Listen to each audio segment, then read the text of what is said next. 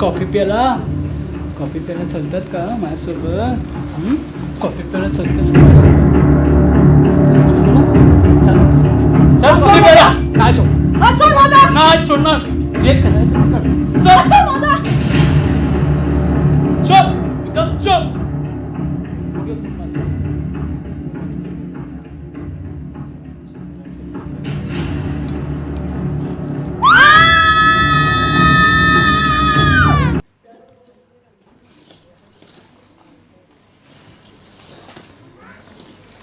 किती हा पसारा राघव, कधीतरी शहाणेपणासारखं वागशील का? हो नाही. अय्या खरंच? मग जा आधी ते पसारा आवर बरं. अगं वैशू, वैशू,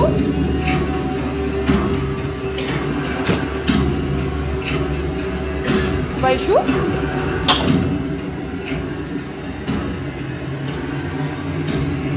अगं वैशू, काय झालं बाळा?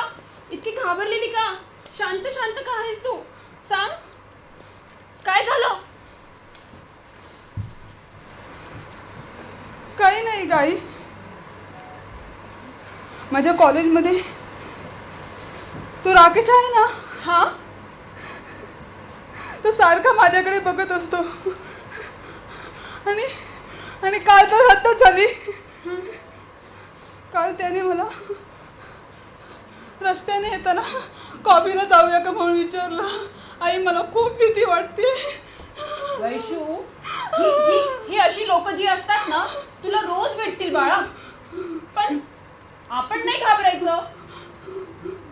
आई, मला ना रात्री स्वप्न पडलं आणि त्यात राकेश माझ्या मागे लागतो आणि मी खाली पडते. तो माझ्यावर जबरदस्ती करण्याचा प्रयत्न करतो. आई, मला खूप भीती वाटते. आई, वैशू बाळा, शांत हो, शांत हो, शांत. हे बघ, आधी ते बस आधी ते. एक मिनिट थांब. राघव, ताईसाठी पाणी आण थोडं. शांत हो. बाळा, शांत हो तुला. हे घे आई. हे घे, जरा शांत हो.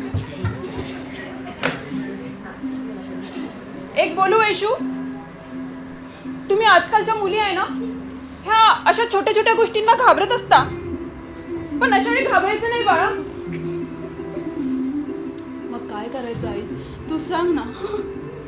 अशा वेळी मी इग्नोर करायचा खूप प्रयत्न केला, पण खूप भीती वाटते आई. खूप भीती वाटते मला. खूप भीती वाटते आई. वैशू, अशा वेळी ना घाबरायचं नाही, फक्त इग्नोर करायचं.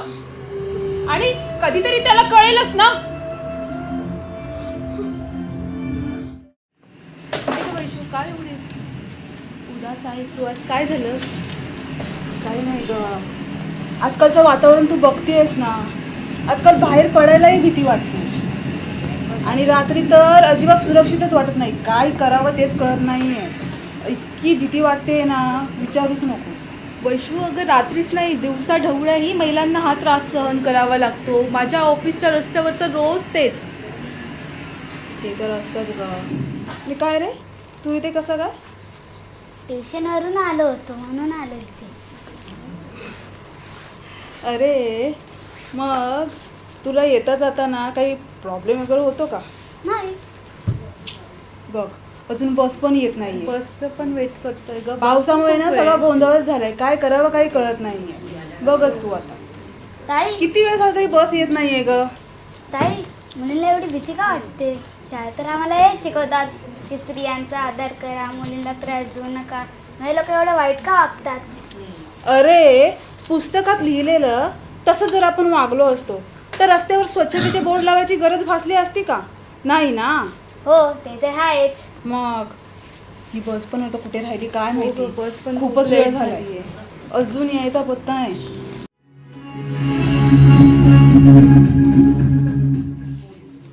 त्यानंतर एक धक्कादायक बातमी आहे. डोंबिवलीमध्ये भोकर परिसरातून अत्यंत धक्कादायक प्रकार समोर आलाय. इथं एका 14 वर्षीय अल्पवयीन मुलीवर गँगरेप करण्यात आलाय.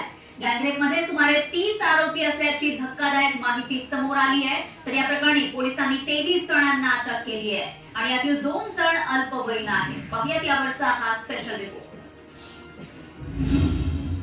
29 नराधमांकडून मुलीवर 8 महिने बलात्कार. 23 नराधमांना अटक, 2 आरोपी अल्पवयीन. डोंबिवलीतल्या घटनेनं महाराष्ट्र हादरला. सानिका थँक्यू वैशू,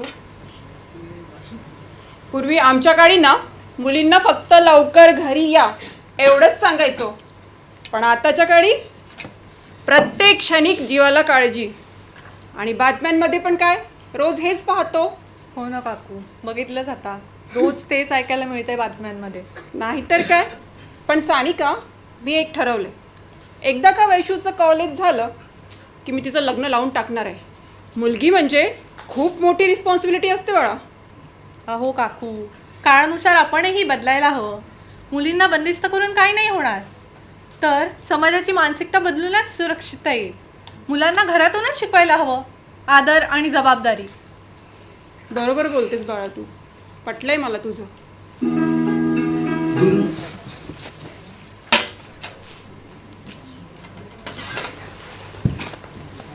नमस्कार, मी कोमल TV9 मराठीतून आपलं स्वागत करत आहे. आज आपल्यासोबत आहे माननीय इन्स्पेक्टर मनीषा मॅडम. नमस्कार मॅडम. नमस्कार. दररोज महिलांवरील अत्याचाराच्या बातम्या येत आहेत, छेडछाड, हिंसा. पण प्रश्न हा आहे, यात बदल कधी होणार मॅडम? नमस्कार. मी इन्स्पेक्टर मनीषा जाधव. जशी की आत्ताच कोमलने माझी ओळख करून दिली आणि आज मी तुमच्यासाठी इथे संवाद साधण्यासाठी, तुमच्या उत्तरं देण्यासाठी इथे उपस्थित आहे. नक्कीच तुमच्या प्रश्नांची मी समाधानकारक उत्तरं देण्याचा नक्कीच प्रयत्न करेन मी. आणि जसं की कोमलने पहिला प्रश्न विचारला, आपल्या समाजात ह्या वारंवार घटना होत आहेत, तर त्यासाठी आपल्याकडे काही कायदे आहेत, हेल्पलाईन्स आहेत, CCTVसुद्धा आहेत. तर लोकांनी त्यासाठी आवाज उठवायला हवा. शांत राहू नका. एकदा का जनता सतर्क झाली तर अशा नराधमांना आम्हाला रोखणं होईल. अगदी बरोबर मॅडम. फक्त सरकार किंवा पोलीस यांच्यावर सगळं सोडून चालणार नाही. प्रत्येक नागरिकाने ही जबाबदारी घेतली पाहिजे. आज एखादी मुलगी मदतीसाठी ओढत असेल तर तिचा व्हिडिओ काढण्यापेक्षा तिच्या मदतीला धावून जाणं जास्त महत्त्वाचं आहे. बरोबर ना मॅडम? अगदी बरोबर कोमल. कारण महिलांची सुरक्षितता ही फक्त कायद्याची नाही आहे, प्रत्येक नागरिकाची जबाबदारी आहे. आणि आईवडिलांनी मुलींना भीती नाही, प्रसंगाला कसं सामोरं द्यावं, त्यांच्यामध्ये आत्मविश्वास जागृत करायला हवा. आणि मुलांना तुमच्या वागण्यातून, बोलण्यातून, तुमच्या कृतीतून महिलांचा आदर कसा करायला हवा हे शिकवायला हवं. तर नक्कीच आपला महिला वर्ग हा सुरक्षित राहू शकतो, नाही का कोमल? अगदी बरोबर मॅडम. फक्त बदल भाषणांनी होत नाही, बदल होतो तो कृतीने. मॅडम, आपला दुसरा प्रश्न असा आहे की आई, किती छान आणि आत्मविश्वासाने बोलतात ना ग या मनीषा मॅडम. हो, खरंच की ग. आई, मला पण मनीषा मॅडम सारखं पोलीस ऑफिसर बनायचं आहे. नक्की बाळा. आणि ही अशी जी प्रसंग आलेत ना, तर ह्यावेळी घाबरायचं नाही, हो आई. फक्त लढायचं. आणि मी तुझ्यासाठी काहीतरी आणलं पण आहे. राघव, ते बॉटल होती ती दे बरं. कोणती बोलते? ते स्प्रे दिलं होतं मी तुला. कधी? विसरलास? सकाळीच आणलेलं ना मी. सकाळची? हा. ये.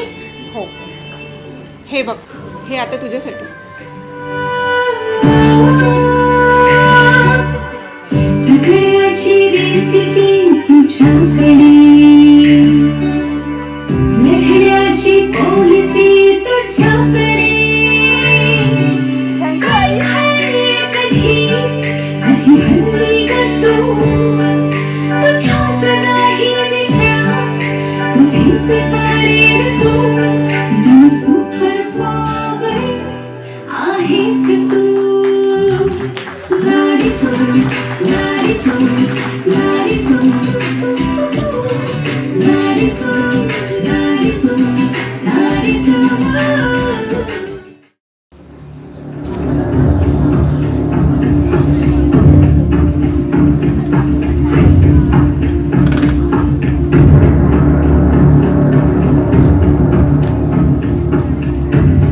मॅडम, नंबर मी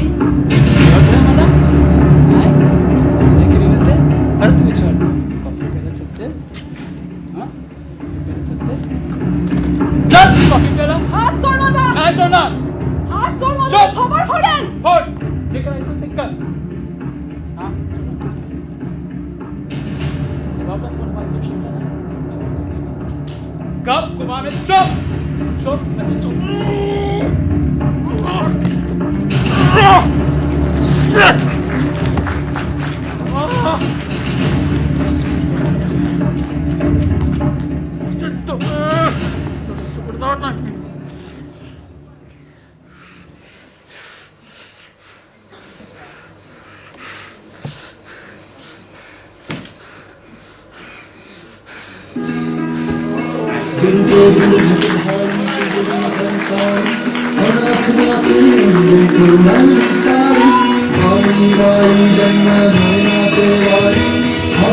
जन्म संकट